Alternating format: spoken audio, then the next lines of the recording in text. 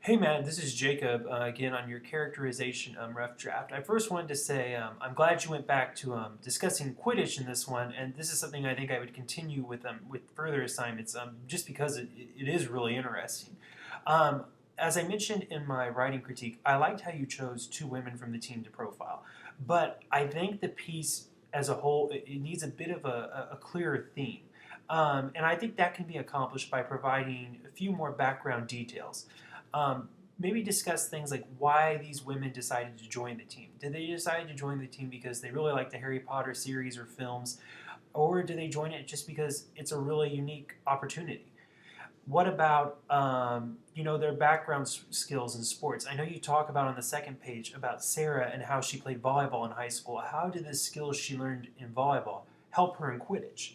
Also, what about these two girls makes them special to profile? Are they best friends? Are they the best two players on the team? And maybe delve into their relationship off the field if they have one. If they're best friends, discuss that relationship and how it might be different from the relationship on the field. Another thing too I would look at too is more descriptive details throughout the piece. You do provide details about like height and hair color and things like that, but I would focus on other things as well, like uniforms. Are the uniforms that the Quidditch team wears, do they match up to those in the Harry Potter books? Like, are there capes involved with them? What are the different colors involved? Do they have different colors like the four houses, like Gryffindor and Slytherin and things like that? And also, what about their broomsticks? Do these also match as well to what's found in the book? What about the moves on the field? Maybe describe these as well. Do they look socially awkward because this game is supposed to be taking place flying on a broomstick? Does it look socially awkward to people? Um, Something else I'd look at too is maybe facial features present. Some dominant facial features that people have when they're playing the game. Do they have a determined look on their face? Things like that. There were a couple instances where I felt there were a few confusing descriptive details used. On the first paragraph in the first page, you said that Melinda had mouse-like facial features. I didn't really understand what you meant by that, and that might be insulting to some people, so I might reword that or just replace it altogether. And then also, too, same paragraph, you said her job is to distract her opponents with force in the shape of a dodgeball. I'm not sure what that meant either, so I would either reword that or delete that altogether.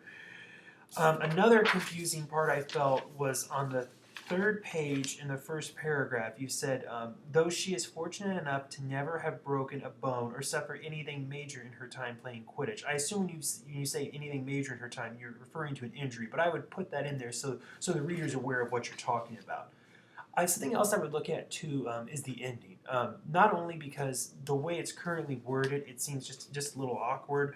Um, I try to connect it back to the beginning if I could, because at the beginning you're talking about how this sport is actually pretty dangerous and it has resulted in some concussions. So I might discuss again going back to how tough of a sport it is for people. Also, too, I try to add, if possible, maybe some inner monologue between Melinda and Sarah. What does each of these players feel during a game, or how do they feel about their relationship towards one another on the field? How do they communicate to one another on the field? Maybe contain some inner thoughts within that. And then finally, I just found a few punctuation issues I bring to your attention when you're describing height 5'3" for Melinda and 5'8" for Sarah. I think Chicago style says that should be spelled out. And also the last paragraph on the second page, you say, but compared to being a beater, I assume you mean compared, so just add a D to that.